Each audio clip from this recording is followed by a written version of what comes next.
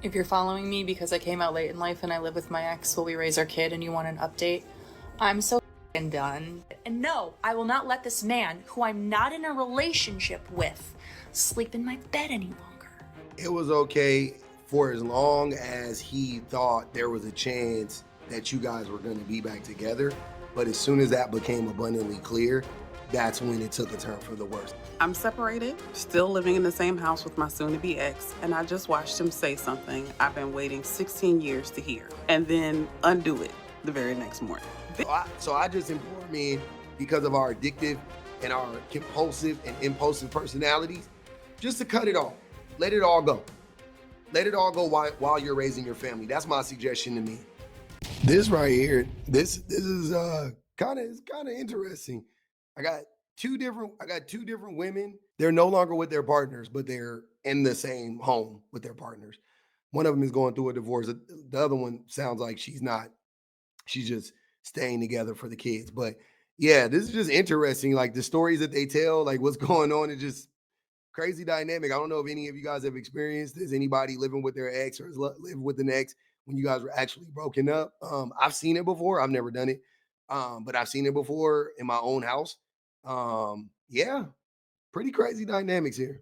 If you're following me because I came out late in life and I live with my ex while we raise our kid and you want an update, I'm so fucking done. I have never met anybody more pathologically passive in their own life. My daughter had parent-teacher conferences this morning. We scheduled them in the app. I scheduled them in the app. It's in a group message, like when the conference is. So me, her dad, and the teacher all have access to this information. I tell him this morning, hey, it's parent-teacher conferences. And he's like, oh. And I'm like, yeah, we scheduled it. We scheduled it kind of late. And he was like, oh, should I, he asked me if he should call boss to request off work. And I'm like, I'm not answering. Like, I'm not doing this anymore.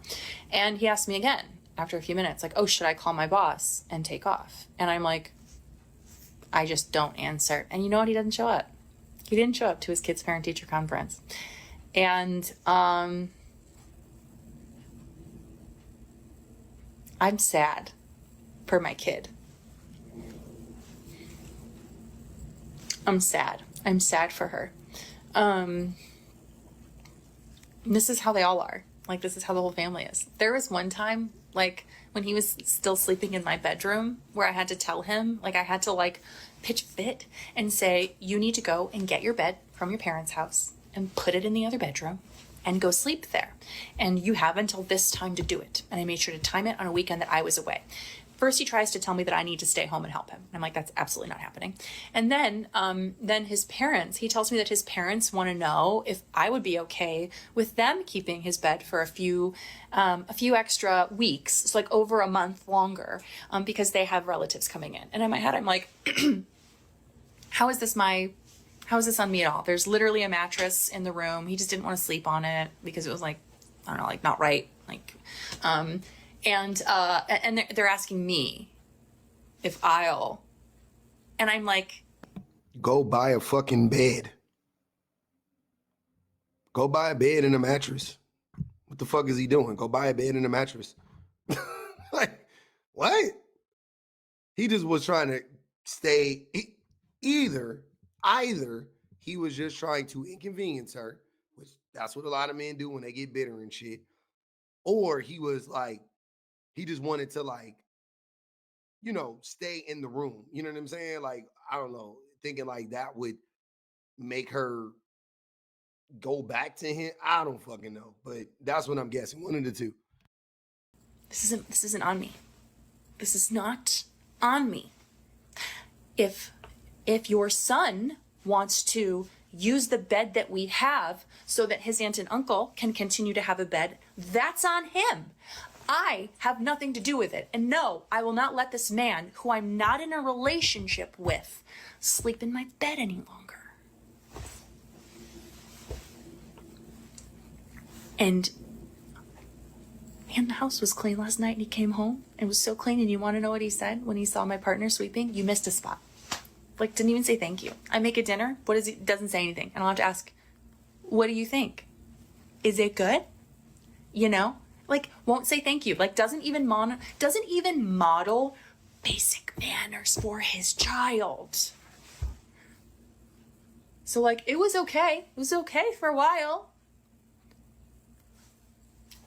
It was okay for as long as he thought there was a chance that you guys were going to be back together. But as soon as that became abundantly clear, that's when it took a turn for the worse. If I had to guess, my suspicions are that if I had to guess. Now I guess he thinks that like feminism is ruining America or something, and so now he's one of those guys, and I just can't handle it. And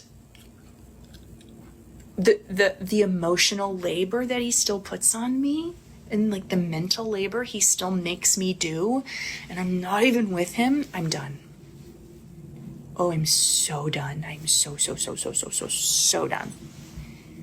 So anyway, that's how it's going. Thanks for playing. Love your hair. Hope you. I don't know how you get out of this situation if you're hurt. This is why, me personally, I'm a firm believer in not doing stuff for the kids. Like I'm a firm believer in not doing stuff for the kids because it ultimately just hurts the kids. If you mean to tell me that you guys wouldn't be healthier if he didn't live there, and you know what I mean? Like, he had his own space and whatever, if you're saying that wouldn't be the case, then okay, so be it. But I think that it would probably be healthier if you guys weren't physically together anymore. And you can, you and your partner can model the behaviors, and you know what I mean? Like, it just doesn't sound like staying with a person for the sake of children ever really makes sense. It all, like, every single time I hear it, I'm like, I don't know. I don't know. And I've talked about that with my wife, like me personally in my relationship, because we have a profoundly autistic son, and he is going to need care for his whole entire life, and we will never put him in a home, and we will never put him in an institution. So he's going to be living with us in some capacity until we die and until he dies, right? So when I think about that though, like, I'm like, damn, how would that work if her and I weren't together anymore? Because she does need me. Like, she needs me here. She needs me to help with him. She does. And I mean, yeah. It goes without saying, but I'm gonna say it, and I need her. Like, I need her. Like, he needs her, so I need her. Like, yes. It's crazy how much we need her. But so in a situation like that, like, maybe I could maybe see us playing that role or whatever. Thank God we aren't at that place at all. But maybe, I don't know. But just like generally speaking, if you don't have some, like, circumstances like we have, I don't see the benefit in staying together for the sake of the kids. I don't see it. I think it's more unhealthy than it is healthy. And I think that is a lie that we are told by men mainly, that, they need to see a mom and a dad under a roof and all of that weird shit. Like, I don't believe in that shit. I think kids fare way better with two healthy parents if the parents are separate versus two unhealthy parents under the same roof. That's just my guess.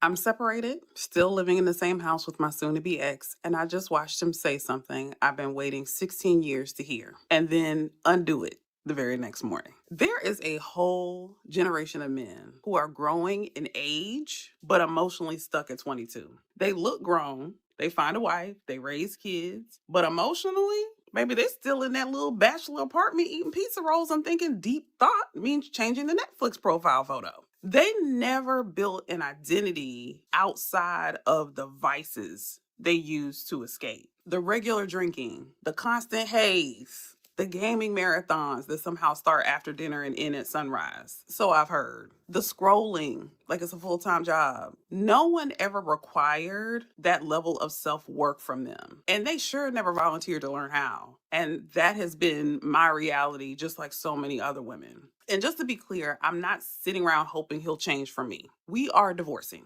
period. My piece has already packed her bags and moved into her new place mentally. But when you share a life with someone for almost 20 years, and when you're raising kids together, you still want them to choose themselves, not for the relationship, not for the marriage, for their own growth, for these children who are watching everything, for the version of their life they're capable of, but refusing to walk toward. So the other night, we're talking, and he finally named something he's avoided his whole adult life. He said to me he doesn't really have an identity. He says he doesn't know who he is. And for him, that was huge. He don't talk like that. He doesn't reveal himself like that. This is a man who has difficulty naming what he wants to eat for dinner. But in that moment, I'm thinking, okay, all right now, if he can see that, maybe he can start seeing the rest of it. Maybe he can start seeing how much he's been numbing. Maybe he can start seeing how the smoking, the drinking, the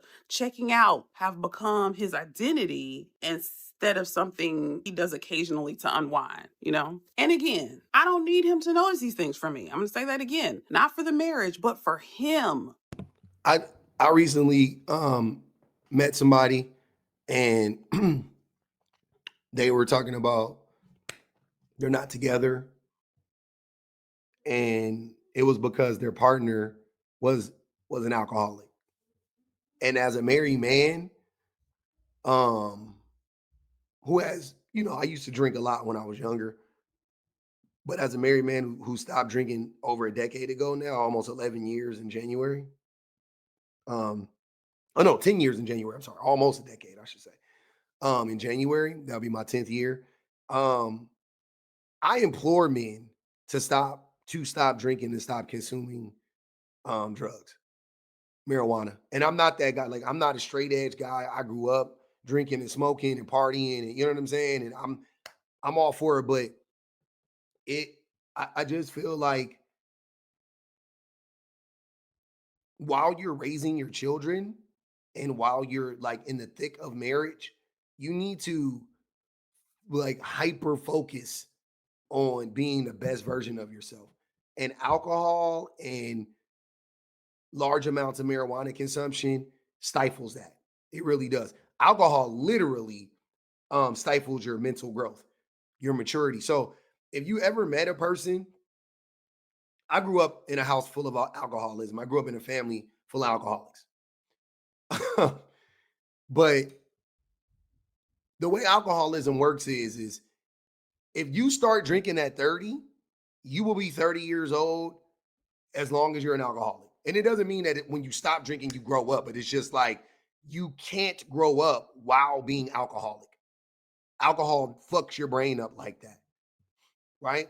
You can be a functional alcoholic. You can go to work every day. You can pay your bills. But like, if you are drinking like steadily and consistently for a long period of time, your brain will fuck up the chemistry of your brain, and it's going to make it really hard for you to grow. So I just implore men, because of our addictive and our compulsive and impulsive personalities, just to cut it all. Let it all go. Let it all go while you're raising your family. That's my suggestion to men. For his growth, for his life, for these kids who are watching him model adulthood like it's a group project he forgot he signed up for.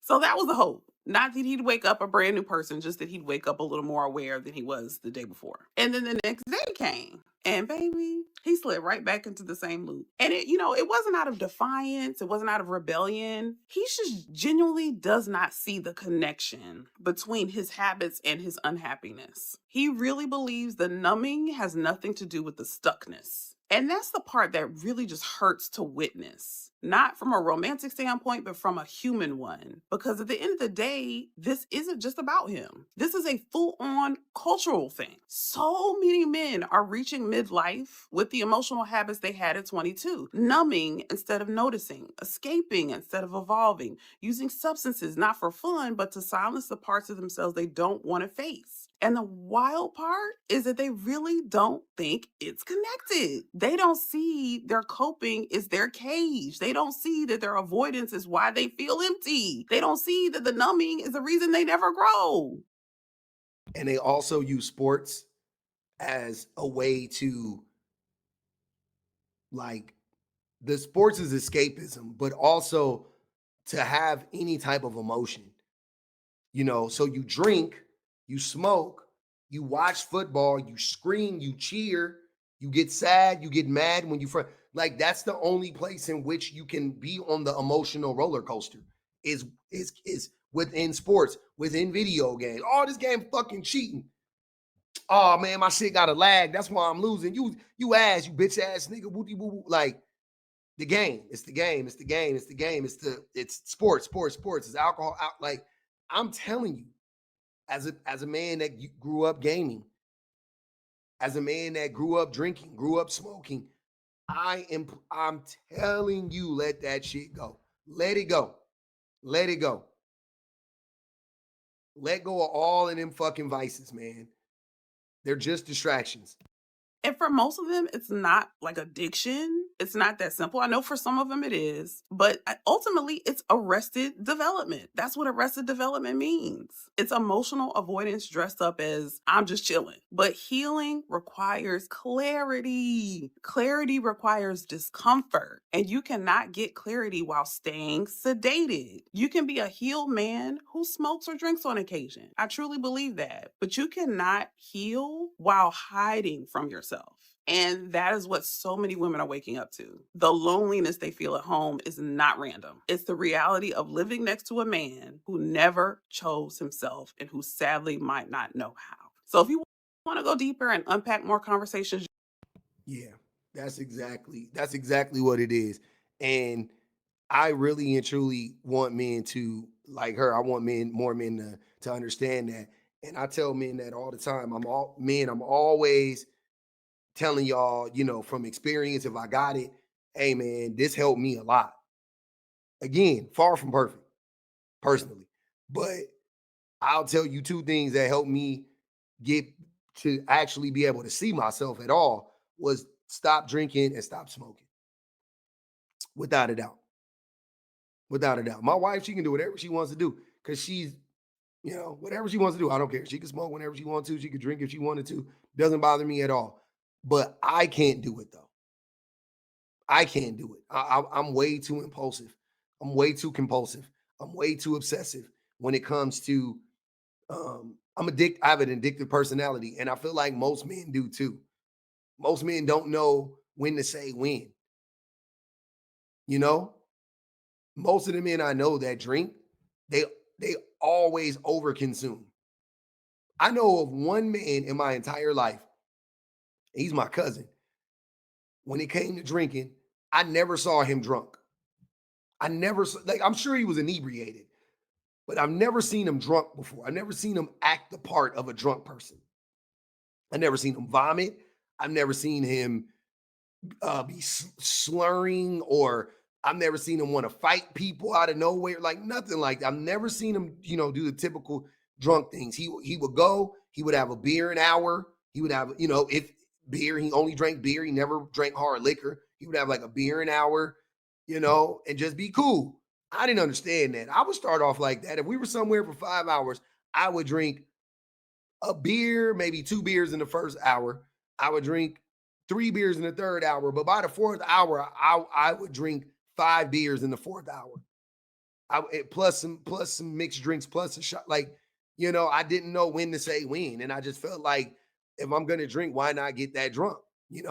And almost every man I know, I'm not saying I know I was worse than some men, but I wasn't that bad. Like, even compared to other men, like I saw other men do way worse or do just as bad as me, to be honest with you. But I pretty much have seen all my friends passed out, throwing up, peeing on themselves, fighting in the club, being awkward, being weird, doing shit that, what I'm saying, crying when they shouldn't be, which I don't mind crying, but you know what I mean? Like, crying at times they shouldn't be crying, doing shit they shouldn't be doing. I pretty much seen every man that I'm close to, that I've been consistently drunk around or whatever, do that. Like, I'm telling you, man, it's just bad behavior. It's just bad behavior. I just want men to get better habits. We need to do better. But ultimately, it is interesting though, these stories, hearing these stories of women who are living in homes with men who they are no longer, in relationships with. I think that's just crazy. Let me know if you guys could do that though. Could you do it? Could you do it for the kids? Could you do it for the woman? Could you do it for the man? I'm curious.